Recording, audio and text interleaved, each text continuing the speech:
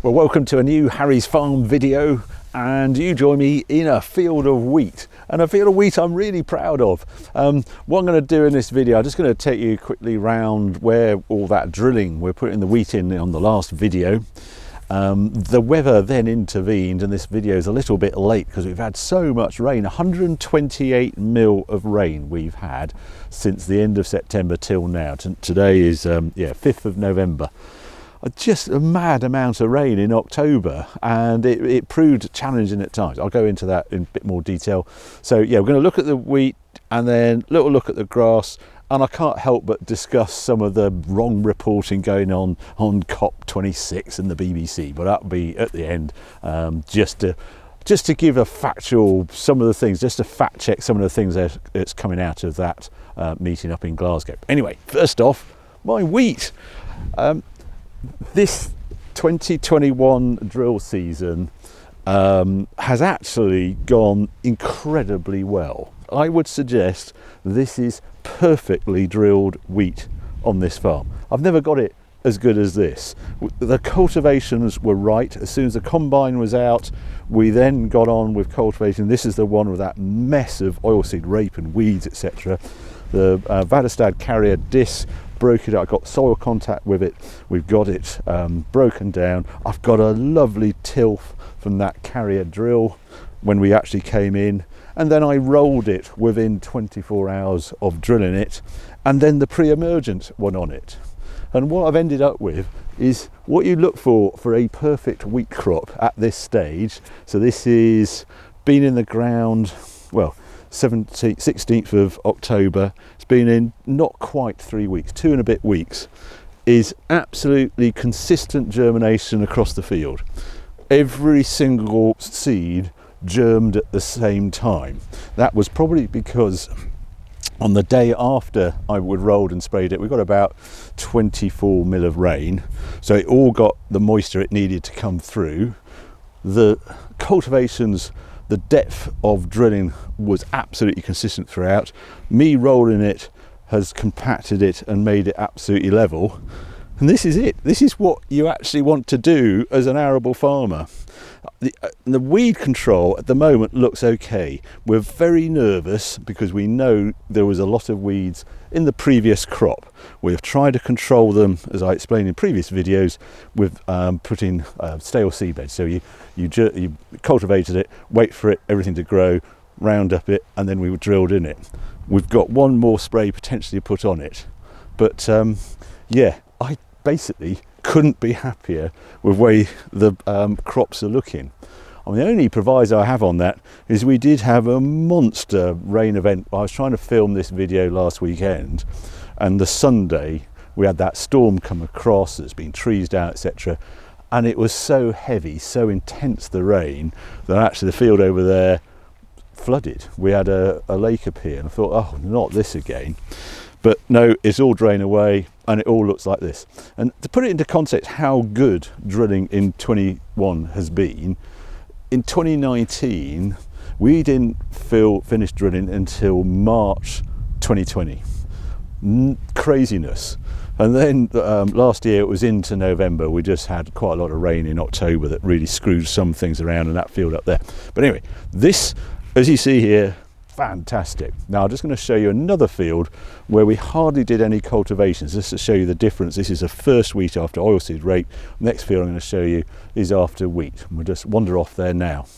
Just before we get in the new Defender, you know, I've got this car for well, minimum of 6 months, it might be longer, to try it out on the farm as a proper sort of long-term test on it. I've done 2,000 miles in this now. One thing that's really impressing me as a farmer's car, I've never cleaned it. I've been through mud. I can't tell you how much mud has been on this car, but this particular green, those monster mud flaps at the front, it sort of looks clean. It's something, yeah, to non-farmers, rule number one of being a farmer is you never wash the farm truck. That's just not allowed. Sometimes when they take it in for a service, they sometimes wash it, and it's really embarrassing when you have a big shiny truck again.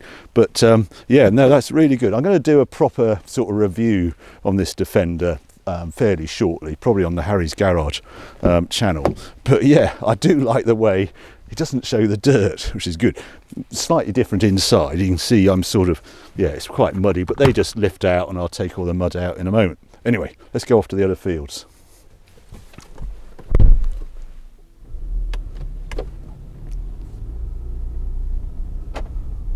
So I'd bring you down here. This is this beehive that arrived. Obviously I haven't got a bee suit on, so I'm not going to get too close, but you can see there's a bit of activity down there, and it's now got sort of wire around the hive because we've got a lot of woodpeckers around here, and apparently they're quite partial to a beehive. But at the moment I think that's a little bit of grub they give the bees at this time of year, because obviously there's not a lot of nectar around with the flowers, but they're still reasonably active, and I'm surprised about that, because there was quite a sharp frost this morning when I got up. So yeah, weather's definitely changing. But yeah, they seem very happy and don't come chasing after us, and we don't seem to get stung. So we like them already. Now, this has a different look. This is this minimal cultivation wheat. When we were combining out here, we chopped all the straw. So you can see all the amount of straw still on the surface. And then we used that straw rake and we just mixed it up and tried to get a little bit of growth from weeds, etc. And this is all for the benefit of organic matter and earthworms, etc., to build up the sort of organic matter in the soil. But you can see the wheat doesn't care. I know you're looking into the sun a bit, but you can sort of see it's a very good germination going across. I can see all the rows. It's all very even. We actually put slug pellets down here as a matter of course, and all looks good. I think the only thing I might see is whether I've got any grass weeds growing, and I can't actually see any in here. So the herbicide, there we go, is that a black grass? That's enemy number one, as I've explained before. I think that is a black grass. No, it's not. What is it? Oh no, it's a wild oat. Okay, it's a wild oat. Well, that's also a big enemy. It does look very clean at the moment. It has had the pre-emergent spray on it, but that's what all we'll be keeping an eye on from now on.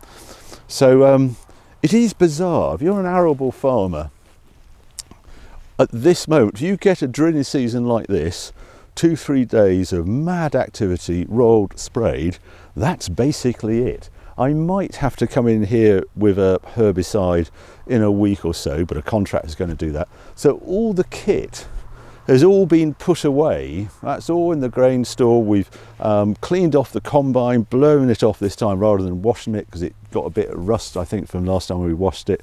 So we've just done it dry with a big compressor, blown all the dust out of it and all the grain out of it. That's parked up in the grain shed.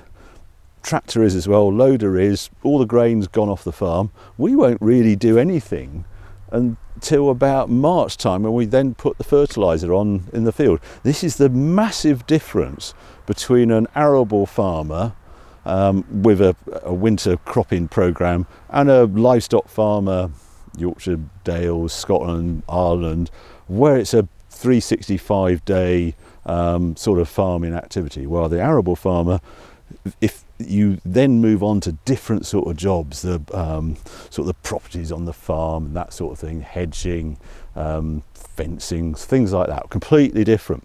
And I just wanted to show you down here, because this is all our grassland down here, and it's all been rested for the last few weeks. The beef cattle have disappeared off, but the sheep are coming in here. In about a week's time, we're going to have quite a lot of sheep running through here. We've got apparently 3 groups coming down, so all the grassland up here will be probably the next video you'll see they'll be working them with the tups out there as well. And if you're wondering what this mess here is because all the grass on the farm is registered with Soil Association organic, and I need a buffer. I can't remember how many metres it is now. It's 4 or 6 metre buffer between a conventionally farmed crop and an organically farmed crop over there. So there you are. That's actually what's happening on the farm. Now, a quick mention of some of the things that farmers are bashing the table and throwing things at their TV from BBC reporting on COP26 and how red meat is the worst thing for the planet, etc. It's a too simplistic view when you get that in the media, and that's what's driving all UK farmers utterly nuts. There is a very sustainable way of growing beef, rearing beef, and that is on grassland like this that gets no inputs at all, and you graze cattle on it and you finish cattle on it and you sell its biogenic cycle. Yes, the cows bark methane and burp, etc., but that methane is only being produced from the cellulose in the grass they're eating, which has absorbed the CO2 out of the atmosphere, and that's how it grows. It's just a 10-year cycle. If you keep the numbers of the cattle the same, there are no inputs at all, and that is how you'd make sustainable beef. What the media love to report is the CO2 produced from the world beef as an average, and they include in that average Argentina, Brazil, Africa, all the countries that are deforesting land to put cattle ranches on, feeding them soil, etc. That is the most destructive way for the planet to produce food, beef, etc. It is not practiced in the UK at all, but British media don't seem to get this, and the BBC in particular, they just don't want to hear this, that maybe grass-fed beef we've got in the UK is really quite special and is a brilliant food resource, making use of otherwise redundant land. Now there's a whole load of other things that's going to go on. We're going to be planting trees, etc. I still want to hear more detail on this, because the great thing about grass is it's a perennial and it's green all year, so it is absorbing CO2 throughout the year. If we plant trees, you might notice that the UK deciduous trees drop their leaves for quite a lot of the year. When they've dropped their leaves, they're not absorbing CO2. I want to know the precise amount of sequestrated CO2 between different ways of cropping our land. That's what I want to read in the media. Is anyone telling me? No. All they're telling me is beef is bad and the planet will be saved if I give up red meat. Don't listen to it if you're in the UK. That just search for grass-fed beef and lamb and milk, organic produced milk. We can do it in the UK. We're brilliant at producing very low CO2 sustainable food here in the UK. Just buy local. Anyway, end of lecture. Hope you enjoyed this video. If you have, well, keep watching, keep subscribing. More videos coming along very soon.